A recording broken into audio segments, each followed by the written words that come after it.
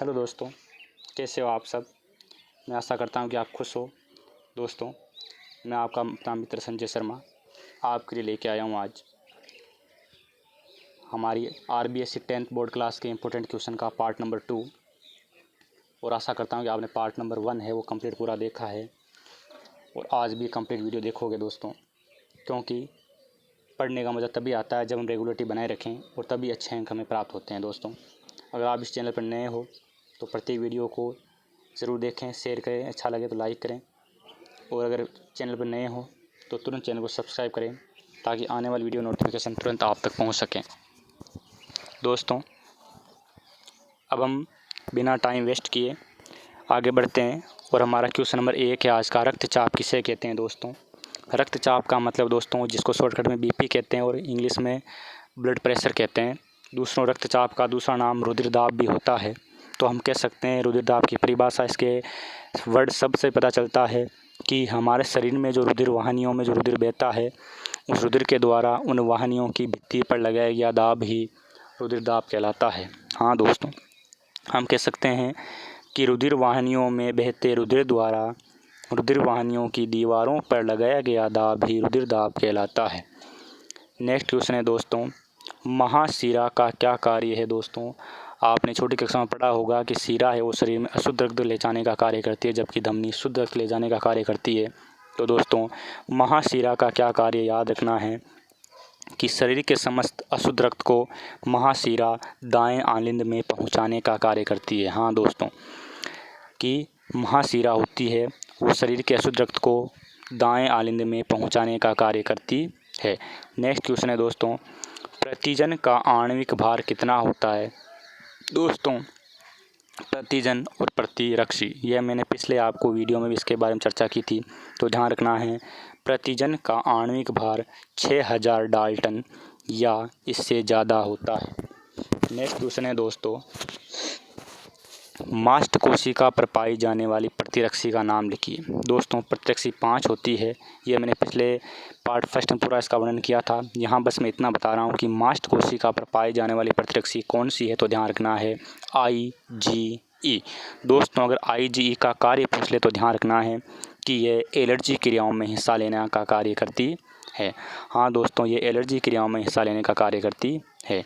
Next question हो गया हमारा, प्रथम रक्तदान किसके द्वारा संपादित किया गया। दोस्तों, रक्तदान का मतलब है रक्त का दूसरे व्यक्ति में ट्रांसफ़र कर देना ही रक्तदान है। तो सबसे पहले अगर किस व्यक्ति ने अपना रक्त दूसरे को दान किया था दोस्तों, तो ध्यान रखना है डॉक्टर जीन बैप्टिस्ट डेनिस। हाँ दोस्तों, डॉक्टर जीन बैप्टिस्ट डेनिस। कुपोषण किसे कहते हैं। दोस्तों, हमारे शरीर में अगर लंबे समय तक दोस्तों एक या ज़्यादा पोषक तत्वों की कमी हो जाती है तो उसे ही कुपोषण कहते हैं। दोस्तों, हाँ ध्यान रखना है कि भोजन में लंबे समय तक एक या अधिक पोषक तत्वों की कमी होना ही कुपोषण कहलाता है। हमारा अगला क्वेश्चन है दोस्तों, भोजन को कुतरने या काटने का काम करने वाले दांत कौन से हैं। दोस्तों, सबसे पहले ये भी ध्यान रखना है कि दांत 4 प्रकार के होते हैं, कृतनक, रदनक, अग्रच्वर्णक और च्वर्णक। दोस्तों, अगर काटने या कुतरने की बात आए तो आपको ध्यान रखना है ट्रिक है के से के, यानी कौन से में आपके चारों नामों में के पहले आ रहा है दांतों के प्रकारों में, जैसे कृतनक, रदनक, अग्रच्वर्णक और च्वर्णक। उसमें कृतनक सबसे पहले उसमें के से स्टार्ट हो रहा है शब्द और यहाँ भी कुतरने भी के से हो रहा है, तो ध्यान रखना है इसका आंसर होगा कृतनक।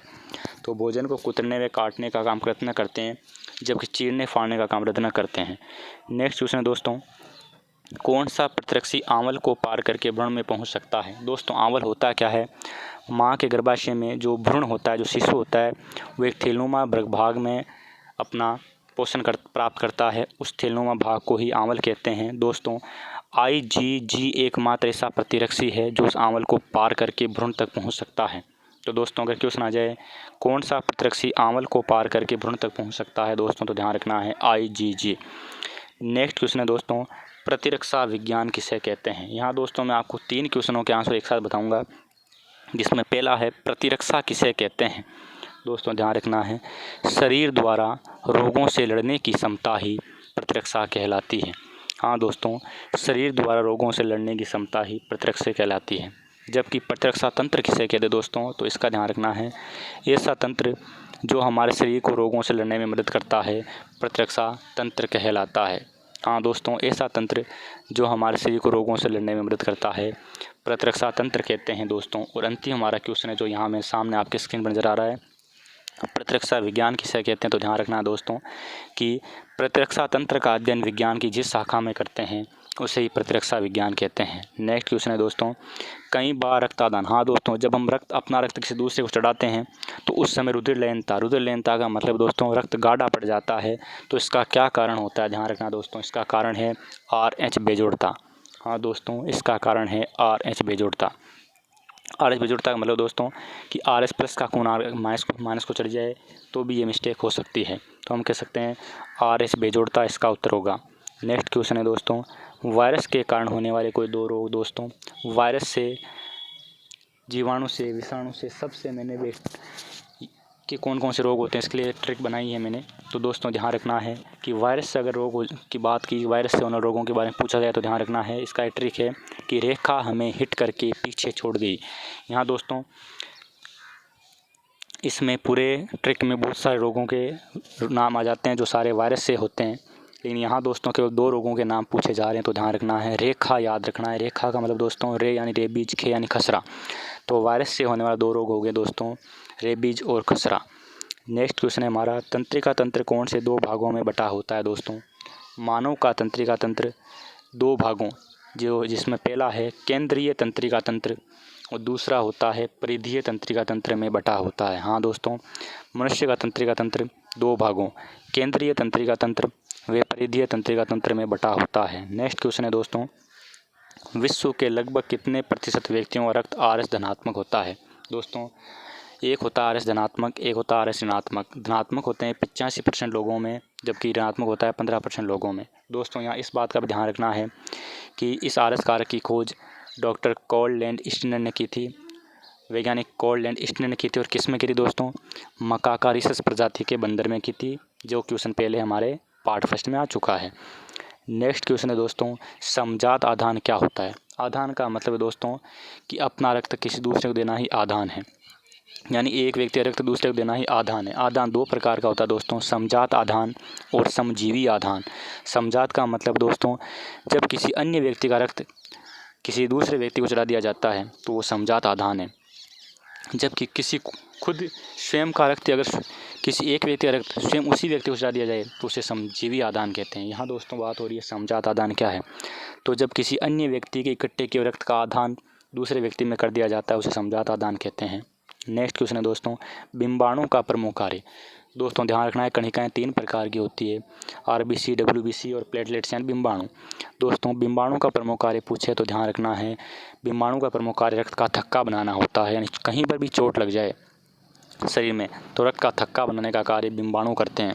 अगर दोस्तों WBC की बात आ जाए कि इसका क्या कार्य, तो ध्यान रखना है कि शरीर में रोगों से लड़ने की क्षमता है, यानी हमें रोगों से बचाने का कार्य WBC करता है। और अगर बात आ जाए RBC का क्या कार्य दोस्तों, तो ध्यान रखना है कि हमारे शरीर में पोषक तत्वों ऑक्सीजन या CO2 का परिवहन RBC के द्वारा किया जाता है। नेक्स्ट क्वेश्चन है दोस्तों, पीने योग्य जल के कोई 2 गुण बताइए। दोस्तों तो पीने योग्य जल का pH हमेशा दोस्तों 7 होना चाहिए। उसका पहला गुणधर्म सबसे इम्पोर्टेंट यही है कि पीने योग्य जल का pH मान 7 होना चाहिए। जबकि दूसरा गुण हो गया कि पीने वाला जल रंगहीन, गंधहीन, स्वादहीन होना चाहिए। तो ये 2 गुण हो गए दोस्तों कि पीने वाले जल के pH का मान 7 होना चाहिए, और दूसरा हो गया कि पीने वाला जल रंगहीन, गंधहीन और स्वादहीन होना चाहिए। नेक्स्ट क्वेश्चन है दोस्तों, बिंबाणु का जीवन काल। अभी मैंने पिछले क्वेश्चन में बताया था कि बिंबाणु है उसका कार्य होता है शरीर में चोट लगने पर रक्त का थक्का बनाना, जबकि इसका जीवन काल अगर पूछा जा रहा है तो ध्यान रखना है जिसका जीवन काल होता है लगभग 10 दिन।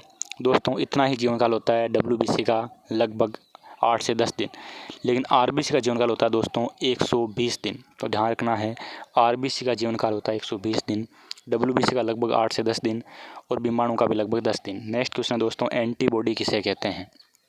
दोस्तों ध्यान रखना है, एंटीबॉडी को हिंदी में प्रतिरक्षी कहते हैं, और प्रतिरक्षी तभी बनता है जब शरीर में प्रतिजन प्रवेश करता है। तो हम कह सकते हैं दोस्तों कि शरीर में प्रतिजन के प्रवेश करने पर शरीर की बीटा लिम्फोसाइट कोशिकाओं द्वारा निर्मित प्रोटीन ही प्रतिरक्षी कहलाता है। हाँ दोस्तों ध्यान रखना है, शरीर में प्रतिजन के प्रवेश करने पर शरीर की बीटा लिम्फोसाइट कोशिकाओं द्वारा निर्मित प्रोटीन ही प्रतिरक्षी कहलाता है। नेक्स्ट क्वेश्चन है दोस्तों, श्वेत रक्त कणिकाओं का प्रमुख कार्य मैंने पहले बता दिया था कि ये हमारी रोगों से रक्षा करते हैं, अर्थात शरीर में रोगाणुओं के प्रवेश करने पर उन्हें नष्ट करने का कार्य WBC करती है। और रुधिर समूह की RBC पर कौन सा प्रतिजन पाया जाता है दोस्तों, ध्यान रखना है, और रुधिर समूह की RBC पर कोई भी प्रतिजन नहीं पाया जाता है। नेक्स्ट क्वेश्चन है दोस्तों, दो नवीकरणीय संसाधन। दोस्तों नवीकरणीय संसाधन वो होते हैं जिनके खत्म होने की संभावना भविष्य में बहुत कम है, कि ये एक बहुत ही कम चांस है कि भविष्य में ख़त्म हो पाएंगे। तो वो है सौर ऊर्जा और दूसरा हो गया पवन ऊर्जा। वैसे अगर दोस्तों यहाँ अनवीकरणीय संसाधन की बात की जाए तो ये ऐसे संसाधन होते हैं जिनकी मात्रा सीमित है और भविष्य में ख़त्म होने की पूरी संभावना है, वो अनवीकरणीय संसाधन होते हैं। जैसे कोयला है दोस्तों, पेट्रोलियम है। तो ध्यान रखना है, नवीकरणीय में तो आगे सौर ऊर्जा और पवन ऊर्जा, और अनवीकरण में आगे कोयला और पेट्रोलियम। नेक्स्ट क्वेश्चन है दोस्तों, मधुमक्खी पालन के दो उत्पाद। दोस्तों जब मधुमक्खी पालन किया जाता है तो उसमें प्रमुख रूप से एक तो प्राप्त होता है शहद और दूसरा प्राप्त होता है मधुमोम। तो दोस्तों आंसर याद रखना है, एक हो गया शहद, दूसरा हो गया मधुमोम। नेक्स्ट क्वेश्चन दोस्तों, जैव विविधता किसे कहते हैं। दोस्तों जैव विविधता के बहुत सारे क्वेश्चन इस पार्ट में आएंगे, जिसमें पहला है जैव विविधता किसे कहते हैं दोस्तों। तो हम कह सकते हैं कि जीवों में पाई जाने वाली विभिन्नता या विषमता ही जैव विविधता कहलाती है। हाँ दोस्तों, जीवों में पाई जाने वाली विविधता या विषमता ही जैव विविधता कहलाती है। उड़न गिलहरी किस वन्य जीव अभयारण्य में पाई जाती है दोस्तों। नेक्स्ट क्वेश्चन है हमारा, तो ध्यान रखना है कि उड़न गिलहरी सीता माता अभयारण्य जो प्रतापगढ़ में है उसमें पाई जाती है।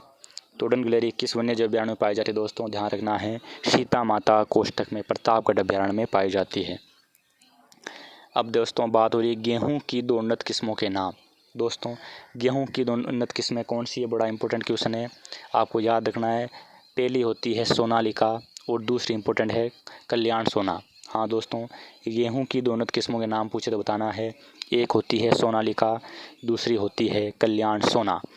नेक्स्ट क्वेश्चन है दोस्तों, अभी परिभाषा आई थी जैव विविधता की, अब पूछ रहे हैं कि स्तर कितने होते हैं। तो ध्यान रखना दोस्तों, जैव विविधता के दो स्तर होते हैं, एक होता है आनुवांशिक जैव विविधता, दूसरा होता है पारिस्थितिकीय जैव विविधता। हाँ दोस्तों, जैव विविधता के दो स्तर होते हैं, आनुवांशिक जैव विविधता और पारिस्थितिकीय जैव विविधता। नेक्स्ट क्वेश्चन दोस्तों, जल को संरक्षण करने के या प्रबंधन करने के कौन से दो उपाय या कौन से दो सिद्धांत है। तो दोस्तों सिद्धांत नंबर 1 है जल की उपलब्धता बनाए रखना, यानी जल को हमेशा उपलब्ध रखना है हमें, जल की उपलब्धता बनाए रखना, और दूसरा है जल को प्रदूषित होने से बचाना। तो दोस्तों जल संरक्षण व प्रबंधन के दो सिद्धांत पूछे तो ध्यान रखना है कि नंबर 1 तो है जल को प्रदूषित होने से बचाना, और नंबर 2 है जल की उपलब्धता बनाए रखना। नेक्स्ट क्वेश्चन है दोस्तों, भैंस की दो देसी अच्छी नस्लों के नाम। दोस्तों यहाँ मैं भैंस के साथ आपको गाय की भी दो अच्छी नस्लें बता रहा हूँ, ताकि इनमें से कोई क्वेश्चन आए आप कंफ्यूज ना हो। तो भैंस की अच्छी नस्लें दोस्तों वो है मुर्रा व दूसरी है जाफराबादी। हाँ दोस्तों, भैंस की अच्छी नस्लें हो गई मुर्रा व जाफराबादी, जबकि गाय की अच्छी नस्लें होती है गिर और साहिवाल। हाँ दोस्तों, भैंस की अच्छी नस्लें हो गई मुर्रा और जाफराबादी, जबकि गाय की होती है गिर और साहिवाल। नेक्स्ट क्वेश्चन है दोस्तों, जैव विविधता तप्त स्थल क्या होते हैं। दोस्तों बायोडाइवर्सिटी हॉटस्पॉट क्या होते हैं। दोस्तों ऐसे क्षेत्र जहाँ पर जैव विविधता ज़्यादा पाई जाती है उन्हें ही जैव विविधता तप्त स्थल कहते हैं। तो ध्यान रखना है, ऐसे क्षेत्र जहाँ पर जैव विविधता ज़्यादा पाई जाती है वो जैव विविधता तप्त स्थल कहलाते हैं। दोस्तों अगर मैं आपको यहाँ इसके उदाहरण बताऊँ तो ध्यान रखना है, दो उदाहरण, पूर्वी हिमालय और दूसरा है पश्चिमी घाट। इन दोनों जगहों पर जीवों की बहुत ज़्यादा प्रजातियाँ विविधता पाई जाती है। तो अगर क्वेश्चन ये आ जाए कि जैव विविधता तप्त स्थल के दो उदाहरण बताओ तो ध्यान रखना है, एक हो गया पूर्वी हिमालय, दूसरा हो गया पश्चिमी घाट। नेक्स्ट क्वेश्चन दोस्तों, टोबा क्या है। दोस्तों हमारे गांव में छोटा सा पोखर होता है, नाडी होती है, उसके समान ही थार के मरुस्थल में टोबा होता है। यानी टोबा होता है वो थार के मरुस्थल में जल को इकट्ठा करने का एक पारंपरिक तरीका होता है, पारंपरिक स्रोत होता है। ये नाडी जैसा ही होता है लेकिन नाडी से गहरा होता है दोस्तों। तो ध्यान रखना है कि टोबा थार के मरुस्थल में जल संरक्षण का पारंपरिक स्रोत होता है, नाडी जैसा होता है लेकिन नाडी से गहरा होता है। नेक्स्ट क्वेश्चन दोस्तों, राजस्थान का राज्य पुष्प कौन सा है। दोस्तों ध्यान रखना है, राजस्थान का राज्य पुष्प रोहिड़ा होता है, जिसका वानस्पतिक नाम है टेकोमेला एंडुलेटा। हाँ दोस्तों, राजस्थान का राज्य पुष्प रोहिड़ा होता है, जिसका वानस्पतिक नाम है टेकोमेला एंडुलेटा। अगला दोस्तों क्वेश्चन है, भारत का राष्ट्रीय जलीय जीव कौन सा है। दोस्तों तो भारत का राष्ट्रीय जलीय जीव गंगा नदी की डॉल्फिन होती है दोस्तों। हाँ, गंगा नदी की डॉल्फिन, जिसे हम बोलते हैं गांगे डॉल्फिन। तो भारत का राष्ट्रीय जलीय जीव कौन सा है दोस्तों? गांगे डॉल्फिन। नेक्स्ट क्वेश्चन है 2A नवीकरणीय संसाधन। मैं आपको पहले बता चुका हूँ दोस्तों इसी वीडियो में कि नवीकरणीय होते हैं सौर ऊर्जा, पवन ऊर्जा, और नवीकरणीय होता है कोयला और पेट्रोलियम। दोस्तों, इमारती काष्ठ क्या है? जिस काष्ठ का इस्तेमाल दोस्तों फर्नीचर है, दरवाजे व खिड़कियाँ बनाने में किया जाता है, उसे इमारती काष्ठ कहते हैं। हाँ दोस्तों, जिस काष्ठ का प्रयोग दरवाजे, खिड़की या फर्नीचर बनाने में किया जाता है, इमारती काष्ठ कहलाते हैं। और हम दोस्तों अब अंतिम क्वेश्चन की चर्चा करने से पहले मैं आपसे कहना चाहूँगा कि अगर आप इस चैनल पर नए हो तो चैनल को तुरंत सब्सक्राइब करें दोस्तों, क्योंकि मैं आने वाले समय में और अच्छी वीडियो लेके आऊँगा। और क्लास 10th 12th बायो सब के लिए वीडियो लेके आऊँगा। मैं कंपटीशन एग्ज़ाम के लिए भी वीडियो लेके आऊँगा दोस्तों। तो RBSC 10th क्लास के जो भी बच्चे इस वीडियो को देख रहे हो, मैं उनसे निवेदन करूँगा कि अगर आप इस चैनल पर नए हो तो तुरंत चैनल को सब्सक्राइब करें दोस्तों, क्योंकि आपको अच्छे अंक प्राप्त करने हैं तो आपको बड़ी रणनीतियाँ अपनानी पड़ती है। और उसमें इस रणनीति में एक हिस्सा ये वीडियो भी है दोस्तों, क्योंकि इस वीडियो में वही क्वेश्चन लेके आता हूँ जो परीक्षा दृष्टि से बहुत ज़्यादा इंपॉर्टेंट है। और मैं आपसे वादा करता हूँ कि इनसे 12 क्वेश्चन आने की संभावना बहुत कम है दोस्तों। मैं छोटे क्वेश्चनों के 4 पार्ट बनाऊँगा, जिसमें आज दूसरा कंप्लीट होने वाला है। उसके बाद 2 पार्ट और होंगे। अगर आपने चारों पार्ट ढंग से देख लिया तो मैं आशा करता हूँ कि एक भी क्वेश्चन इनसे बाहर नहीं आएगा दोस्तों। सारे क्वेश्चन इन्हीं में से आने वाले हैं। तो दोस्तों अब हम चर्चा करते हैं हमारे आज के अंतिम क्वेश्चन। भारत के किन्हीं 2 जैव तथा तप्तस्थलों के नाम।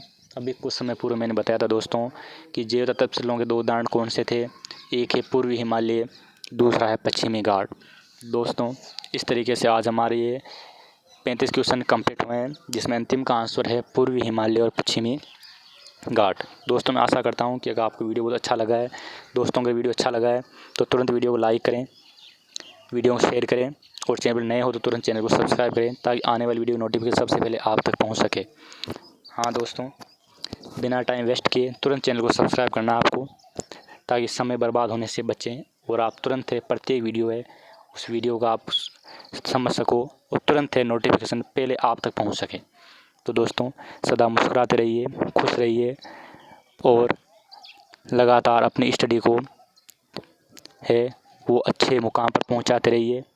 और मैं आशा करता हूं कि आप भविष्य में सफल हो, आपके अच्छे अंक प्राप्त हो। इसी आशा के साथ मैं अपनी वाणी विराम देता हूं, और जब तक अगला वीडियो लेके आता हूं तब तक के लिए गुड बाय। सदा मुस्कुराते रहें, खुश रहें।